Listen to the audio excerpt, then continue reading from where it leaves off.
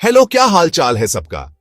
आज मैं Indian history के कुछ बड़े बड़े पॉलिटिकल स्कैंडल्स के बारे में बात करूंगी जिनसे पूरा देश हिल गया था। चलो शुरू करते हैं। सबसे पहले 1980s का बोफोर्स स्कैंडल। ये RS 64 करोड़ का स्कैंडल था जिसमें स्वीडिश आर्म्स मैन्युफैक्चरर के साथ आर्टिलरी गन्स के डील में घूसखोरी के आरोप लगे थे। इस कंट्रोवर्सी से जुड़ा नाम उस समय के प्राइम मिनिस्टर राजीव गांधी की सरकार। इससे कांग्रेस की इमेज को बहुत नुकसान हुआ, जिसकी वजह से 1989 के इलेक्शन में उनकी हार हुई।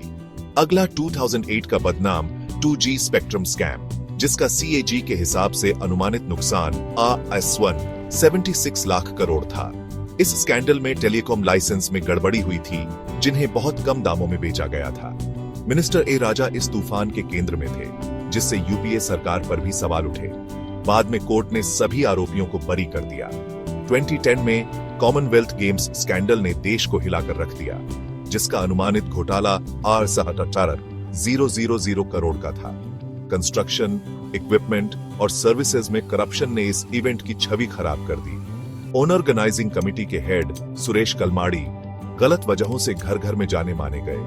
2018 के PNB स्कैम में डायमंड मर्चेंट नीरव मोदी और मेहुल चौकसी ने फ्रॉडुलेंट लोन्स के जरिए RS 13,000 करोड़ से ज्यादा का घोटाला किया। वे इंडिया से भाग गए और इंटरपोल ने उनके खिलाफ रेड कॉर्नर नोटिस जारी किया। 2012 में कोलगेट नाम का कोल स्कैम सामने आया, जिसका अनुमानित नुकसान 86 लाख करोड़ था। UPA सरकार पर कोल ब्लॉक एलोकेशन में पारदर्शिता न रखने के आरोप लगे। बाद में सुप्रीम कोर्ट ने 214 कोल ब्लॉक्स कैंसिल कर दिए। 1996 का चारा घोटाला भी कैसे भूल सकते हैं, जो RS 950 करोड़ का स्कैंडल था, जिसमें एनिमल हस्बेंड्री डिपार्टमेंट में फर्जी बिल बनाए गए थे।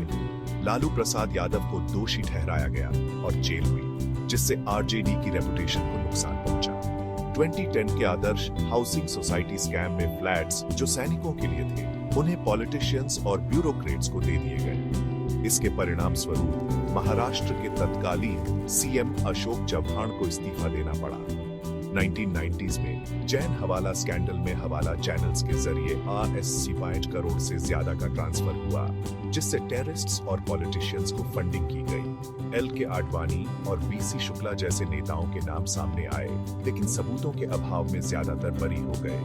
2022 में NSE स्कैंडल में पूर्व CEO चित्रा रामकृष्ण पर एक कथित हिमालयन योगी के प्रभाव में आकर जरूरी फैसले लेने का आरोप लगा। SEBI ने डेटा लीक और इनसाइडर ट्रेडिंग के लिए भारी जुर्माना लगाया।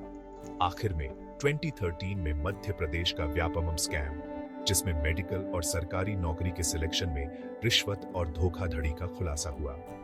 इस स्कैंडल में कई गवाहों की रहस्यमय तरीके से मौत हो गई, जिसके बाद सुप्रीम कोर्ट ने CBI जांच का आदेश दिया। तो बस यही है दोस्तों, आर्थिक नुकसान, टूटता विश्वास और डगमगाता लोकतंत्र। ये स्कैंडल्स सिर्फ खजाने को ही नहीं, बल्कि और भी बहुत कुछ प्रभावित करते हैं।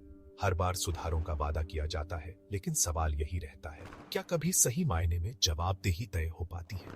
अगली बार तक जानकारी रखें और सतर्क रहें।